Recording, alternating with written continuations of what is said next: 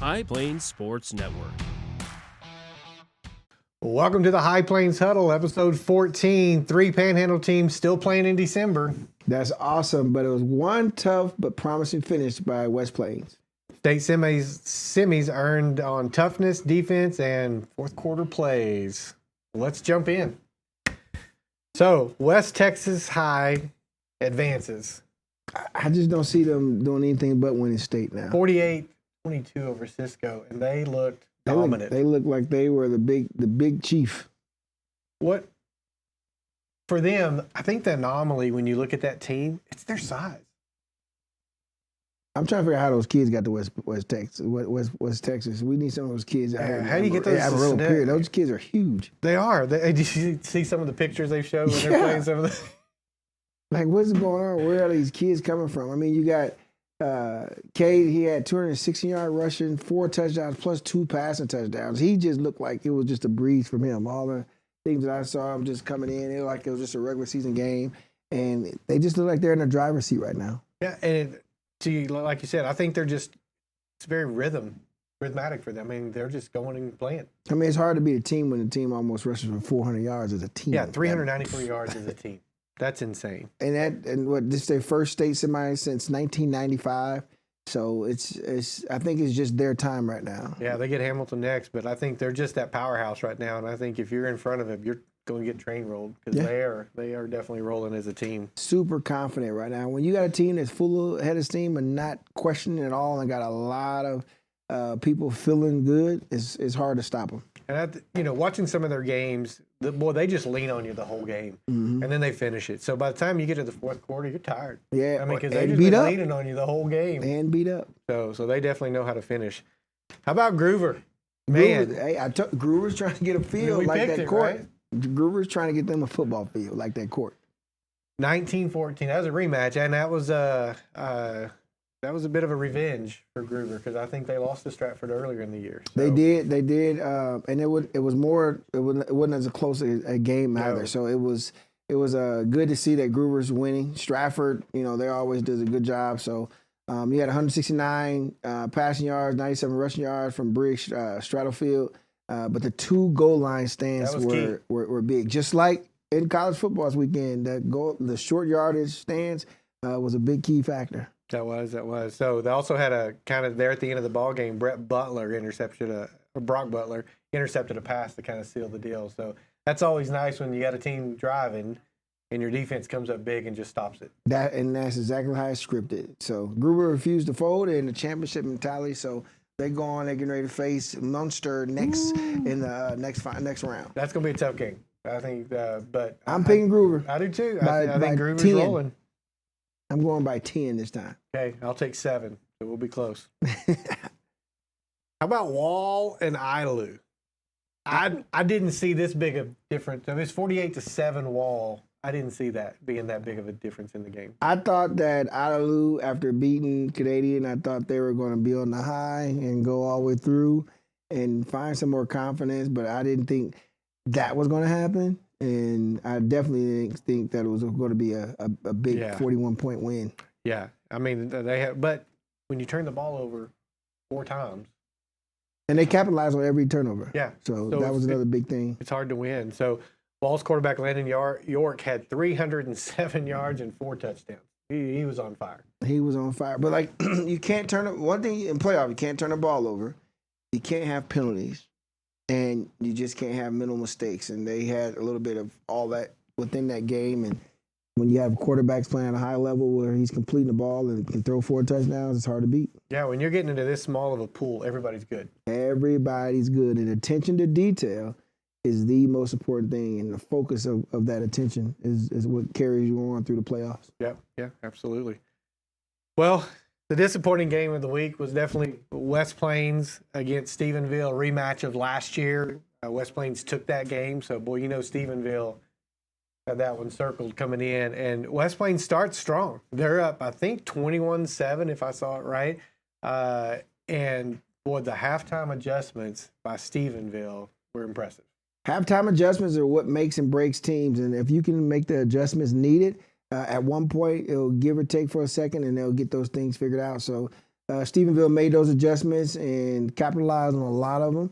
And here we are at West Plains, 4 years. They've done a great job as a program. One thing you don't want to hear is something like that. All you want to hear is state final or state finalist or champion at the end. But they did have a great run. So now it's to see what they're going to do next year with all these seniors gone and that class who started this whole West Plains era, see what they can get from here. Yeah, but how quick of a ramp up is that? You got a school that's only been around for 4 years. You've been in the playoffs 3 out of 4. And each year you got a little further. Yeah, and 2, last year they make it to the semifinals till they get knocked out by Salina. And then this year they make it just one step short of that. But again, you're going against historically storied 4A D1 programs. Right. You've got Stephenville, you got Salina. When your name is now up there with those, and you did that in 4 years, that's pretty impressive. And how hard it gets in the playoffs. North Crowley, they finally went down. The champ went down. Ray Gates been building something special there, but Allen took it to him this year, and they got the win and to put Coach Gates out. He's a great product from this side with the Dusters, then West WT, then he went to Tascosa as a coach, and he went to Dumas with Coach Dunham, and then he ended up in the DFW doing what he's doing. But they lost, and it was a sight to see. You didn't think that was going to happen, but anything happens in the playoffs. How about South Lake Carroll just destroying Dick Geyer? 51-19, man. I'm like, really? They had a chip on their shoulder. South Lake Carroll had a point to prove. Earlier this year, they had some things going on, and Denton Ryan has a really good defensive end. Yeah. He's a special kid. He plays tight end as well. Got to meet him this summer. But, I mean, this year, like I said, all around is great football everywhere. DeSoto's still going. They started a little shaky. Duncanville's still rolling. Duncanville with Waxahachie, they lost earlier in the year. That was the last play, I believe, that Waxahachie took them down, but then they ended up getting Waxahachie, so it's pretty cool. Toledo's still rolling. Highland Park loses, though, to Frisco Lone Star. But Frisco Lone Star, I've seen some highlights from them. They're good. They're good. They've got, I think their top 2 receivers or 3 receivers, they're all going, Power 5. And they got 2 of them in there. And they're 6'3", 6'4". Just throw it up. They're huge. Man, and just throw it up. That's beast. a quarterback's dream. I did notice that Carthage just is rolling again in 482. I think their running back, I think he's a 5-star. He's either 4-star or 5-star. No, he's 5-star. Going to A&M. Yeah, he's 5-star. He's rolling. So as an Aggie, I'm super excited to get him over there. I bet you are. So I bet you are. Well, let's talk some fun college football. So prior to us doing the show, they did come out with the top seeds. Indiana getting number 1. Which should be. Which they should. If you saw that game yesterday, he just sealed up the Heisman. Oh, he sealed the up third the down Heisman. pass late in the 4th quarter. To Decker. Mm-hmm. Yeah. When he dropped that in the bucket, which, by the way, was a great pass. It was a great adjustment. I mean, most quarterbacks wouldn't take that risk, and he took a shot. He and did. He won. And that was the Heisman moment for him, I think. If there was any doubt, it got closed after that pass. Yeah, they're like I said. And they managed the game. That's the one thing I was impressed about Indiana. They managed that ball game. He took a hit the first play. I thought he might be out. He was laid like a dead fish. Laying on the field, just life. As a quarterback, that's the hit you don't want to take. I'm like, what is going on?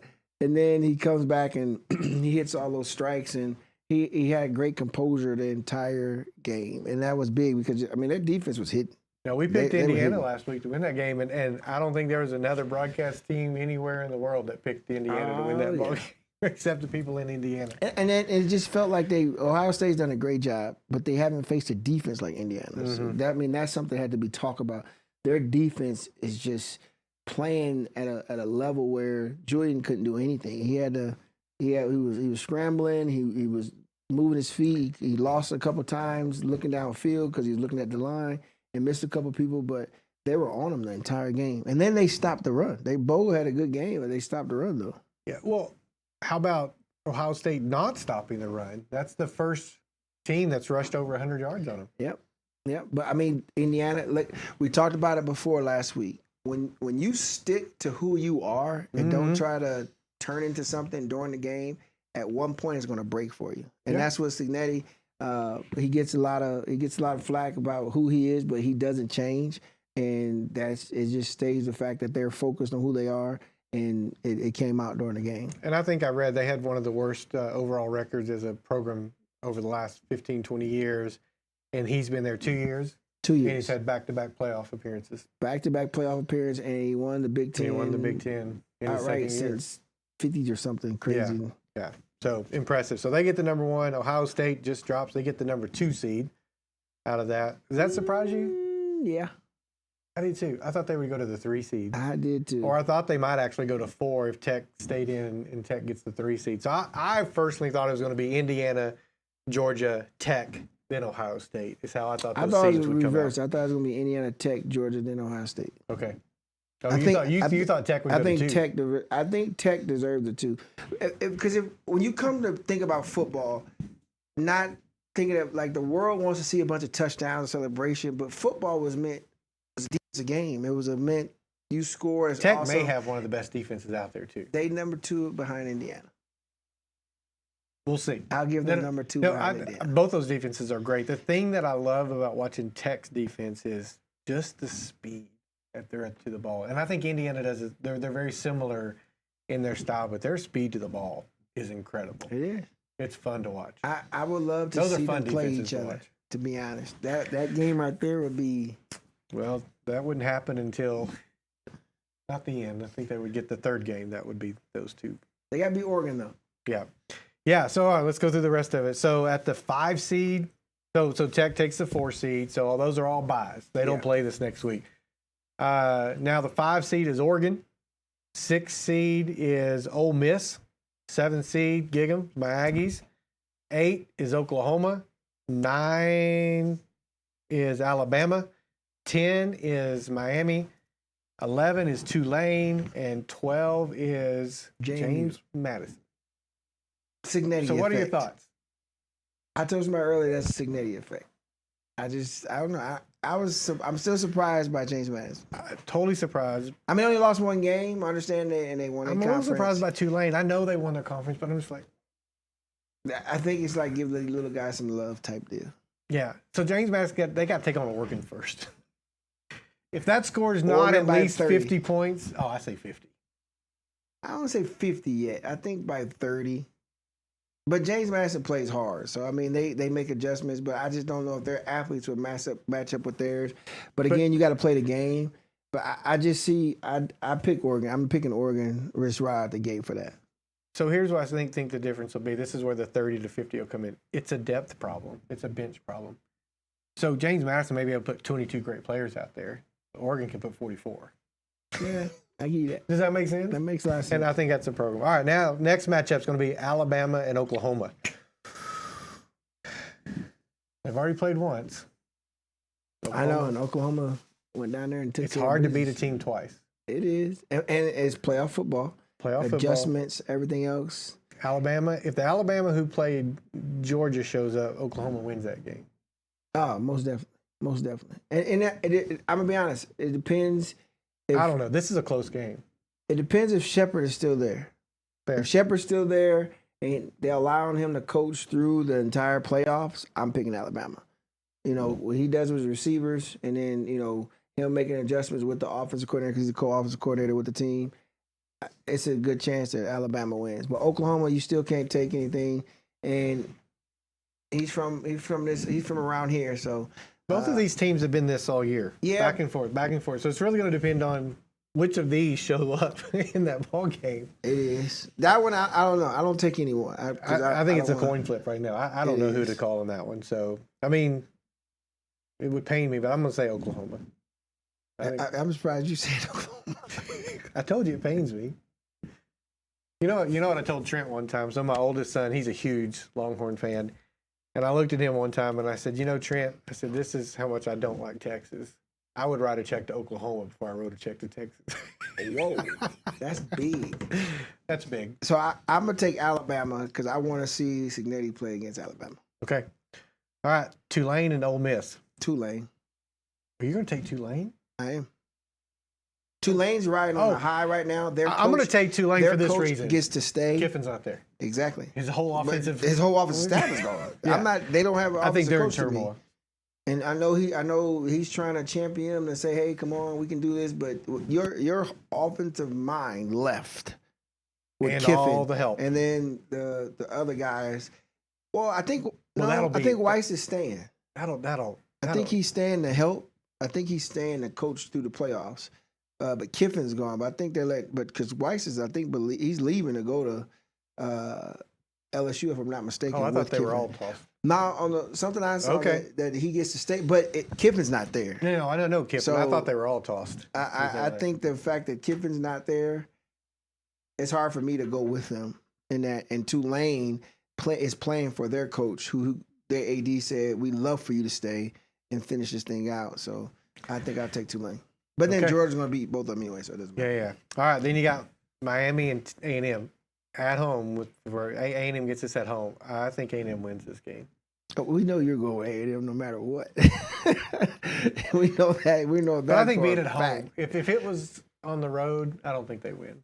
You're still going with A&M. I'm still going A&M. Dig them. But I also think A&M is going to win. I think Miami doesn't do a good job with mobile quarterbacks. I think they need to let the leash off of Reed and just let him play football. Let him play football within the confines of what A&M wants. We've said that all the time, right? And you got to let him go. And you got to let him go and let him have a good time. Hurt or not hurt. Like, I mean, even though he was hobbled, they pulled back against Texas. And so if that's the case, the next week you got Oregon and Texas Tech, who I think they're rolling right now. They are, but Deuce's team is Oregon, so he really likes Oregon. So I hope Tech wins. I really want to see Tech win that game. And then you got Indiana. IU. I think they beat either Alabama or Oklahoma just fine. IU will be playing for the national championship. Ooh, making the statement now. IU will be playing for the national championship. After watching them the other day, I agree. Georgia beats whoever they're playing, I think. But I think it's a question mark for Ohio State after watching the game the other day. I think it's going to be a Big Ten national championship. So you think it's going to be back to Ohio State and Indiana? Because they can play for that. Yeah. So, okay. Well, Day does a good job adjusting after he plays games, I believe. And they just haven't. I think this is the loss they needed. Because, you know how sometimes you need a loss? Sure. You need a loss to figure out, hey, our stuff really does stink a little bit. And we're not just the top dogs. We Coach Lau used to say, you know, King Turd on Dookie Island. So we got to understand we got to get that off our shoulder and go. And I just think going forward that might be a good deal. IU will probably end up playing Ohio State again. That'll be fun. It will be. Well, that'll be a fun game. Georgia. It'll be Georgia and Ohio State playing, and then I just think Ohio State Big Ten. Okay. All right. Well, hey, that wraps up this episode of the High Plains Huddle with Julian Reese and myself. And man, thanks to Plains Dairy and L4 Media. And produced by Warriors Garden Studio. We thank you. All right. Well, High Plains Huddle is brought to you by HPSN, where moments become memories.